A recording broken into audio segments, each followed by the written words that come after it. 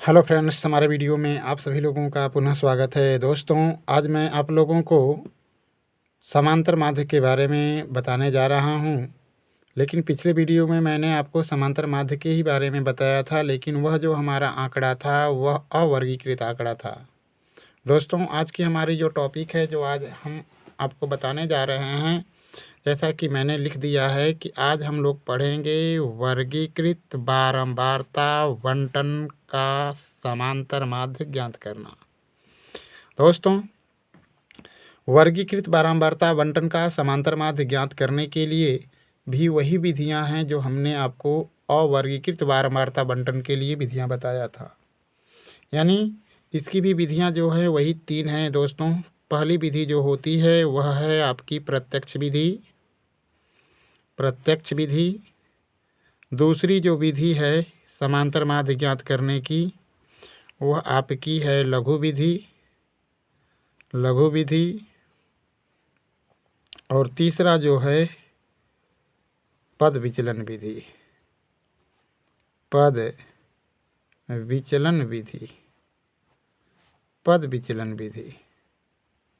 दोस्तों, आज मैं इन तीनों विधियों के बारे में आपको अपने वीडियो के माध्यम से बताऊंगा कि इन तीनों तरीक़ा में क्या अंतर होता है और हम किस तरीके से किसी वर्गीकृत बारंबारता बंटन का समांतर माध्य निकालते हैं। तो दोस्तों, सबसे पहले मैं आपको प्रत्यक्ष विधि प्रयोग करके एक आंकड़े का समांतर माध्य बताने जा रहा हूं। उसके लिए मैं एक एग्जाम्पल आपके सामने ले रहा हूं। उस एग्जाम्पल में आपको दिया क्या गया है, उसको यहाँ पर मैं आपको प्रश्न को यहाँ पर मैं आपको लिख दे रहा हूँ, ताकि किसी तरह का कोई आपके अंदर भ्रम ना हो। दोस्तों, हमारे पास जो वर्गीकृत आंकड़ा होता है, उस वर्गीकृत आंकड़ा में हमारे सामने यही 3 ठो कॉलम बने होते हैं, 2 कॉलम होते हैं, जिसमें से एक में दिया रहता है आपका वर्ग अंतराल, एक दिया रहता है वर्ग अंतराल का कॉलम, और दूसरा हमारा होता है बारंबारता।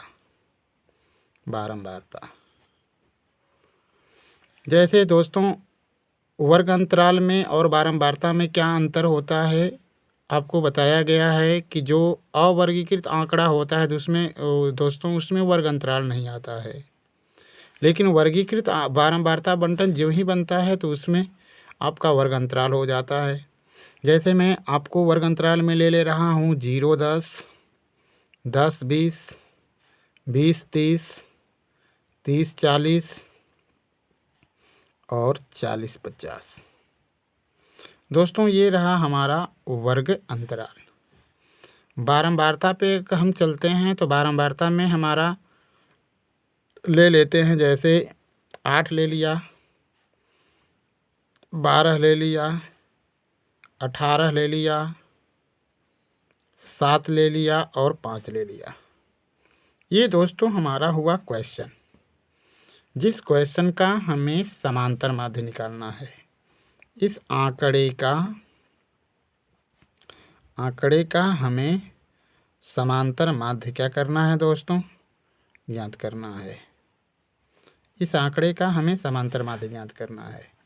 दोस्तों, ये चूँकि हमारा आंकड़ा जो है वर्गीकृत आंकड़ा है, तो हमने आपको बताया कि वर्गीकृत आंकड़े में आपके सामने जो क्वेश्चन दिया रहेगा उसमें इसी तरीके से 2 कॉलम बने होंगे। पहले वाले कॉलम में वर्ग अंतराल दिया रहेगा और दूसरे वाले कॉलम में बारंबारता दी होगी। इसका जब हम निकालते हैं दोस्तों समांतर माध्य, तो हमने बताया कि वर्गीकृत बारंबारता बंटन का समांतर माध्य निकालने की ये 3 विधियां हैं। इन तीनों विधियों में से हम किसी भी विधि का प्रयोग करके इस वर्गीकृत आंकड़े का समांतर माध्य क्या कर सकते हैं दोस्तों, निकाल सकते हैं। तो मैंने जैसा कि आपको बता दिया है कि सबसे पहले हम इस क्वेश्चन को इस प्रत्यक्ष विधि के माध्यम से हल करेंगे, फिर उसके बाद लघु विधि और पद विचलन के विधि के माध्यम से हल करेंगे। दोस्तों, अगर प्रत्यक्ष विधि आपको प्रयोग करना होगा तो सबसे पहले आपको कॉलम क्या क्या बनाने होंगे, यहाँ पर मैं लिख दे रहा हूँ दोस्तों। पहला कॉलम आपका बनना चाहिए वर्ग अंतराल का। पहला कॉलम आपका होना चाहिए वर्ग अंतराल। ठीक है दोस्तों। दूसरा कॉलम आपका बनना चाहिए बारंबारता का, दूसरा कॉलम आपका होना चाहिए बारंबारता, जो कि हमारे क्वेश्चन में ऑलरेडी हमको दिया रहेगा। तो पहला कॉलम हमारा हुआ दोस्तों वर्ग अंतराल, दूसरा कॉलम हमारा बनकर तैयार हुआ बारंबारता का, तीसरा कॉलम हमें तैयार करना होता है मध्यमान का, या इसी को मध्य बिंदु भी कहा जाता है। ठीक है दोस्तों। तीसरे के बाद चौथा कॉलम आपको बनाना जो होता है वह बारंबारता गुणते, बारंबारता गुणते मध्यमान। यही दोस्तों आपको 4 कॉलम बनाने होते हैं। किस विधि के द्वारा? प्रत्यक्ष विधि के द्वारा। अगर समांतर माध्य क्या करना होगा? ज्ञात करना होगा। तो उसके लिए यही 4 कॉलम बनाएंगे आप, वर्ग अंतराल, बारंबारता, मध्यमान और बारंबारता गुणते मध्यमान। अब दोस्तों हम करते क्या हैं, जो कुछ भी दिया गया है वर्ग अंतराल में, वर्ग अंतराल को लिख लेते हैं 0, 10, 10, 20, 20 से 30, 30 से 40 और 40 से दोस्तों 50, 40 से 50। ऐसा करने के बाद बारंबारता में जो चीज़ दिया गया है उस बारंबारता वाली चीज़ को हम लिख लेंगे। 8 है, 12 है, 18 है, 7 है और क्या है दोस्तों 5 है।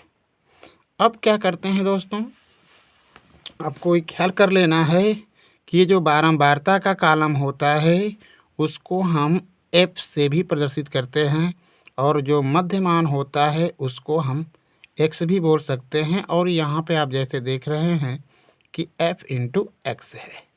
ठीक है दोस्तों। अब प्रश्न आता है कि मध्यमान हम कहाँ से निकालते हैं? दोस्तों ये जो वर्ग अंतराल दिया हुआ है ना, इसमें जो पहले वाली नंबर होती है इसको हम निम्न सीमा बोलते हैं, और जो बाद वाली गिनती होती है, अंक होता है, उसको उच्च सीमा बोलते हैं। तो मध्यमान जो होता है इसी वर्ग अंतराल के माध्यम से हम निकालते हैं। इसके लिए क्या किया जाता है? इसके लिए किया जाता है कि निम्न सीमा को और उच्च सीमा को दोनों को जोड़ करके हम 2 से डिवाइड कर देते हैं। यानी 0 और 10 को जब जोड़ेंगे आप तो 10 होगा, और 10 में जब 2 से डिवाइड करते हैं दोस्तों तो इसका मध्यमान 5 मिल जाएगा। इसी तरीके से 10 और 20 को अगर आप जोड़ते हैं तो 30 हो गया, 15 कर लेंगे। 20 और 30 को जोड़ेंगे 50, 25 कर लेंगे। ठीक है। और 30 और 40 को जोड़ेंगे 70 होगा, इसका आपका 35 हो जाएगा।